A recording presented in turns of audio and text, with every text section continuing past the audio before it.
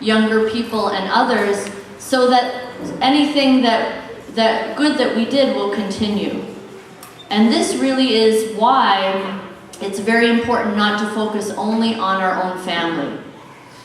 And the most natural reaction, of course, when you're under a lot of challenges, is to focus only on your own family, your children. And of course, this is our first priority, but it's not our last priority.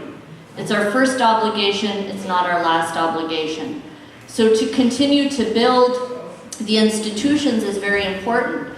Because of course, you know, even from a self-interested point of view, it's very unlikely that your children will spend their whole lives living in the same city where they grew up. They'll probably go to another town for education, and maybe they'll get a job in a different city when they're older, and they'll get married and they'll move somewhere else. Maybe they'll even go to a different country. And that's why collectively we have an obligation, a fard kifaya, of building up institutions, not just our own home, because none of us will spend our whole life in the same house, in the same community, especially not in this age of globalization. One of the great sources of comfort, of course, that Allah subhanahu wa ta'ala gives us is our mate. So Allah subhanahu wa ta'ala in this surah, Surah Rum, says that He created us وَمِنْ آيَاتِهِ أَنْ خَلَقَ لَكُم مِّنْ أَنفُسِكُمْ أَزْوَاجًا. So azwaj, we have a zawj, we have a mate, a husband or a wife. And of course this is one of the greatest differences, one of the foundational differences of humanity. The human being is split into two halves, male and female. And so one of the greatest aspects of diversity in humanity is the gender difference. I'm not saying that we're so different. I don't want you to think I'm saying we're so essentially different that women are different than men in terms of our abilities or intelligence or anything like that. But here we have male and female. And this is, again, especially given that Allah subhanahu wa ta'ala is talking about this in this surah, that difference is a way for us to profoundly understand the unity of humanity, but also our diversity. Just living together as men and women is a challenge, you know, and whether that's with brothers and sisters, or when we get married with husbands and wives, we see that sometimes women like to do things a certain way and men like to do it in another way. And we joke and talk about the differences between men and women and how challenging that can be.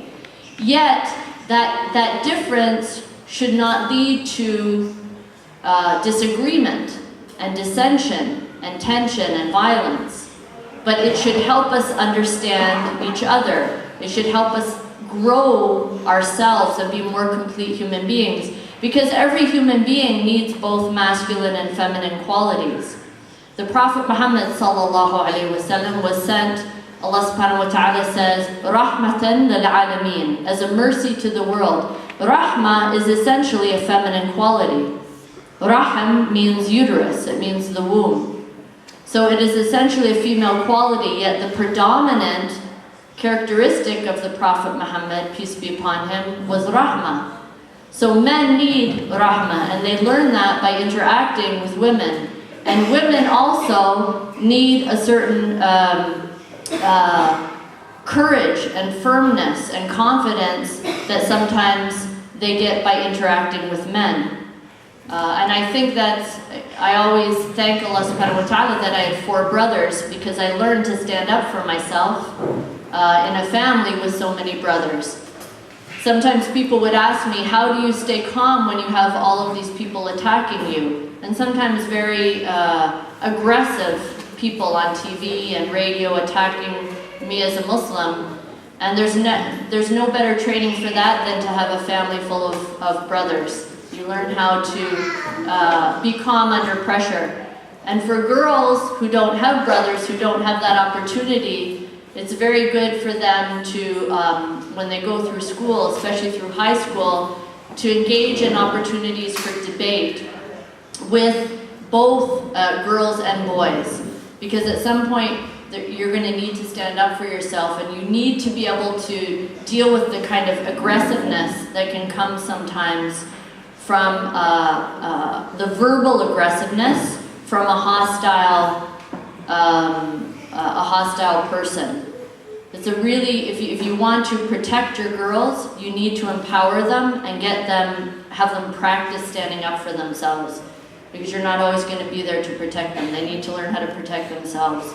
So I really very strongly recommend this. So we have this comfort in our spouses. Although some of us will not have a spouse, and all of us at some time of our life won't. One of us will die before the other, most likely. Some people will never marry. Some people will spend a certain time single. But the love itself, the love and the intensity of the attachment that spouses have for each other is still a sign, min ayatihi, it is a sign of Allah for all of us, because we recognize that this love is only a small reflection of the love that Allah subhanahu wa ta'ala has for us. So everything good that we see among human beings should give us hope for what Allah has in store for us. So even if at this time we do not have that love of the spouse, when we see that love among other people, it should make us feel hopeful for the real love, for the unchanging love that Allah has for us. So it's still a sign for us. And then of course, Allah subhanahu wa ta'ala says that among His signs, وَمِنْ آيَاتِهِ, is this change of our colors, of our tongues, which is our languages and our colors. أَلْسِنَتِكُمْ وَأَلْوَانِكُمْ. So our linguistic differences and our difference of race. Language, as I mentioned before, is not just words. Language is a worldview. Language is an outlook. And that is why the differences that we have among ourselves linguistically are deep. These are not like the differences between eating, whether you eat Polish food or French food or American food. They're not superficial. They really are deep differences. And that is something that Allah has created within us. And so we should see it as a good. We should see it as a way for us to grow and learn as we encounter these differences. But there is a great difficulty here. There's some very interesting research that's been done in the last number of years. In particular, there's a scholar named Paul Bloom at Harvard University who's done a lot of research on what is the original and the earliest prejudices that a baby has. So he's actually done research with babies before they can talk, and it's very sophisticated, the kind of experiments they do with these babies to understand what they're thinking. I won't go into all of the details. You can look this up on the internet if you're interested. But the conclusions are this: that babies at a very, very young age recognize or make a distinction between their group and another group. So to recognize who belongs to their group and who belongs to a separate group. And that group may be racial, so it may be skin color, it may be a linguistic group, it may be something as superficial. The scientists dress one group up in red t-shirts and the other group in green t-shirts. But the human mind is constantly trying to categorize things. That's what knowledge is. Knowledge is putting things in their categories. And so one of the first things babies do is they try to understand who are their people and who are not their people. And the scientists can manipulate this with these, as I say, superficial differences like t-shirts or even a wristband. And inevitably, and this continues, they do experiments with adults, inevitably people feel more favorably towards their group and disfavorably towards who is not their group. So even if an experiment you could do is, if I divided this group in half, and for half of you I said you're the yellow group, and the other group, the other half I said you're the blue group, completely random. And then I had someone from the blue group come up here and give a little, say, do something, and then I had someone from the yellow group come up and do something. Again and again and again, experiments show that you will vote more favorably towards the person in your so-called group. Even though that group was just invented 5 minutes ago, it means nothing. It's a random color I assigned randomly towards the people here. We have that innate, inborn, in a sense of making distinctions between who is us and who is the other. Knowing that this is within us, what do? If this is how human beings, if human beings cannot escape making distinctions, do we have any hope for not being prejudiced? Do we have any hope for not stereotyping, whether within the Muslim community or beyond? Well, we do have hope, and the hope is that moral instruction can overcome this. Moral formation can overcome this. So if in addition to making distinctions between groups, you also learn one basic lesson, it comes down to one basic lesson, which is sometimes known as the golden rule. Love for others what you love for yourself. The Prophet Muhammad ﷺ said, none of you believes until you love for your brother what you love for yourself. So wanting for the other group, whoever that other group is, what you love for yourself, will not take away you making distinctions, but will prevent you from acting unjustly towards the other group. So if you want, legal rights and people to treat you with respect and dignity, if you have this moral impulse, you will want it for others. And so we can make these differences not the basis for prejudice and stereotyping and taking away rights. We can make these differences a way simply to enrich our lives. Okay?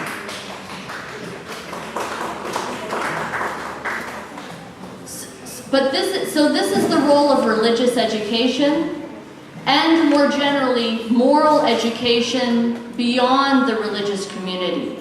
We need to constantly remember that. And let me just say something about your brother. Who is our brother as a Muslim? Who is my brother? Is my brother only the Muslim? What about the non-Muslim? Can I say the non-Muslim is my brother? There are some Muslims who say, no, your brothers are only the Muslims. That's incorrect, and I'll tell you why that's incorrect according to the Quran. Because Allah subhanahu wa ta'ala, when Allah is talking about humanity in the Quran, Allah calls us Banu Adam. Humanity are Banu Adam. Banu means children of. Adam, of course, Adam alayhi salam, the first person. So all human beings are the sons, are the children of Adam, which means we are all brothers and sisters to each other. It doesn't matter if a human being is a Muslim or a non-Muslim, a religious person or a non-religious person, every human being is a child of Adam, is Ibn Adam. And that means they are my brother or sister in humanity. Imam al-Nawawi, rahimahullah, the great Shafi'i jurist, he said, he interpreted this hadith, and he said, the brother is the brotherhood of humanity. And many other ulama, when they were interpreting the hadith of the Prophet ﷺ, they said the same thing. This is the brotherhood of humanity. But I'm saying go beyond the interpretation of the scholars of the hadith and go to the Quran itself. Which human being on this earth, even the kafir, is not a child of Adam? There is none. They are not the child of any other creature. And so we have this brotherhood of humanity. So as Muslims, we have to understand that. It doesn't mean that the brotherhood of Islam does not give us obligations. I'm sorry to the translators, I'm using a lot of double negatives. That's my rhetorical style. I know it makes it difficult. But of course, the brotherhood of Islam gives us additional obligations. For example, zakat distribution is within the Muslim community. And I have an obligation to Muslims for support that goes beyond my obligation to humanity generally. But still, the rest are my brothers and sisters in humanity.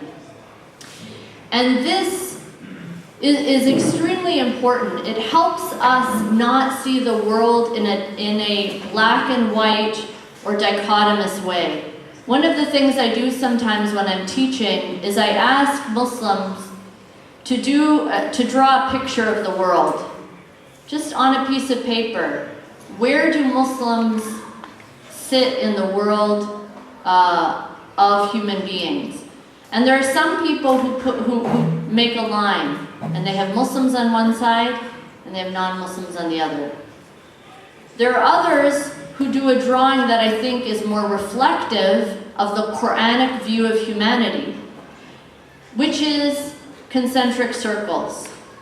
Because the Muslim community should be the circle, you know, our home community. But the Muslim community is part of Ahlul Kitab. Allah subhanahu wa ta'ala in the Quran talks about Muslims as people of the book. We are Ahlul Kitab. And so we also belong to a kind of extended family of faith that includes Christians and Jews. So just as I have my own husband and my children, I also have an extended family of cousins and aunts and uncles.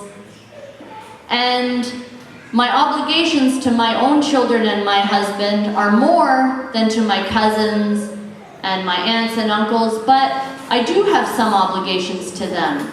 My love and attachment and the time I spend is more with my own family, but I do spend some time, and I do love the other family. We do some things the same, and we do some things differently. The way we cook our food, the way we spend our time in my own household is different than my cousins, but we have some things that are the same. And really, I feel very much that the Quranic view of humanity is like this. The Muslim community is like our home religious community. But we also belong to this extended family of faith, Ahlul Kitab. We recognize some things in them that are similar, and other things are different. And then beyond that, we have this family of humanity. We all belong to Banu Adam. And Allah subhanahu wa ta'ala gave karama, لَقَدْ أَكْرَمْتُمْ. Allah subhanahu wa ta'ala gave kirama, which is dignity, to humanity. And there are certain rights that all human beings have on me simply by having this karama that Allah gave them. They have the right to live. They have the right to freely choose to worship Allah or not. So we belong to this broader family of humanity. If we think about that, then we can avoid two extremes. Because when it comes to the diversity of humanity, there are two extremes that we need to avoid. One is to say that there are Muslims and there are non-Muslims, and we are absolutely different from everyone else. We shouldn't mix with other people, we have to protect ourselves from them. Everything good is within us, everything bad is within others. This is one extreme. The other extreme is to say, well, everyone is the same. We're all the same. This is this is similar to what the Scandinavian philosopher Kierkegaard called the leveling process, of making all human beings down to their lowest similarity. Yes, we're all the same in that we wake up in the morning and we eat food and we go to sleep and we, you know, get married and have children, but this is a very low level of similarity. It is true, but we want to also be able to make moral distinctions and say that some people are doing things that are right and some people are doing things wrong. And that includes Christians as well. I mean, there are Christians who are living according to their faith and being good, moral people. And the Christians themselves would say, look, there are some people in our community who are doing the wrong thing, who have deviated from what it means to be a true Christian. So there are moral differences, and there are specificities to us being Muslim, but it doesn't mean that there's nothing that we share with others that is historical or in terms of values or in terms of our common interests. So it's really important not to avoid one extreme or another. I want to leave a little time for questions if there are any, but let me, I want to talk a little bit about your context in Poland and in Europe. And let me say before I do that is that you should be very skeptical of anyone who comes to your country and tells you what to do in your own country. And that includes me.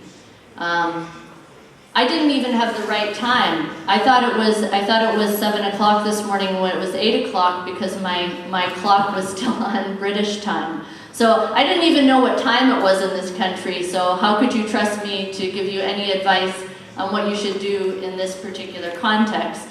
Nevertheless, I'm going to discuss it, and you can take from it whatever is beneficial and leave aside whatever's not beneficial. One of the things about making distinctions between people is saying what we share but also what we don't share. Identity involves both embracing and rejecting. And the biggest challenge for Muslims in Europe today is that Europeans have been asked in the last 2 decades to start thinking of themselves as Europeans. You know, Polish, French, German. They're being asked to think of themselves as Europeans rather than just their own national identity. If they are embracing this new, broader identity, if they are to be Europeans, then the question is, what are they not? What should they not be? And unfortunately, the answer to some people is to be a European means that you're not a Muslim. To be a European means that, yes, we're going to go beyond our own national identity, but in doing that, we're rejecting Muslims and Islam. So that's really the dilemma that Europeans face.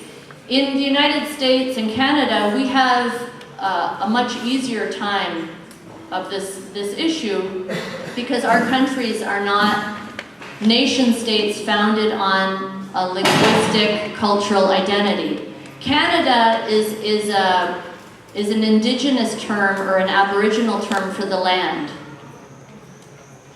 You know, it has nothing to do with being English or French or any other cultural or linguistic identity. And Canada was founded by a historical compromise between 3 people: the English Protestants, the French Catholic, and the indigenous or aboriginal people who actually comprise many nations. We call them First Nations. They are the original nations of Canada. So multiculturalism, multi-ethnic identity, multi-religious identity is part of what it means to be a Canadian. The most popular politician in Canada right now is the mayor of a city called Calgary, who is a Muslim. He's an Ismaili Muslim, but he's a Muslim, and he's the most popular politician in Canada. The United States, similarly, is not founded on a nation state. It's a confederation of states, United States, states that are united in America, and America is the name of the land. Although Americans have a bit of a problem because America comes from the Spanish imperialist who came to that land.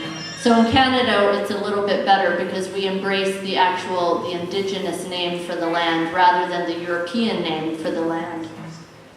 And maybe that is why America is more of an imperialist than Canada. I don't know. I'm maybe a little biased being a Canadian.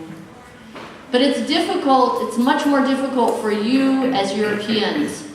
And that's why the issue of what a European should reject in order to embrace European identity is a really important issue for you to be involved in. And to understand that it is natural for Europeans, as they are being asked to diminish or minimize their attachment to the specificity of their country, that it's going to be natural for them to look, to blame others. And we have to be sympathetic and empathetic and be involved in that discussion. And I want to say in conclusion that I think you have an advantage in Poland. Because the Polish people were colonized and were the subject of constant intervention by other people in their history. And the Polish people did not go out to Asia and Africa and colonize other people. In fact, the Polish people have been subject to a lot of discrimination within Europe historically. The Prussian Emperor, Frederick II, we call him the Great, I don't think he was so great, but Frederick the Great, he said a very interesting thing about the Poles. He hated the Poles, and the main thing that he did was conquer Polish people and Polish territory. He compared the Polish people to the Aboriginal people of Canada. What did he mean by that? When he said the Poles are like the Iroquois, Iroquois is one of the tribes of Canada, what did he mean by that? He meant that the Polish people are backward, uneducated, uncivilized, barbarian. They don't know what's good for them, and they need a more enlightened person to come in and rule over them. Now, of course, the Iroquois were not backward. They were not uncivilized. But that's how the English characterized them, because the English wanted to colonize and take their land away. So the Polish people themselves have experienced the kind of prejudice and stereotyping exactly the same that the Europeans are trying to do towards Muslims. What are the Islamophobes saying about Muslims? They're backward, they're uncivilized, they're barbaric. This is precisely how the Poles were characterized by the German emperors and rulers for a long time. And I'll tell you that Canada and the United States both have a long, extensive history of Polish immigration. And when the Poles came to Canada and the United States, they faced a great deal of discrimination because they came after the Germans and the English and others who brought their prejudices against the Poles to the New World.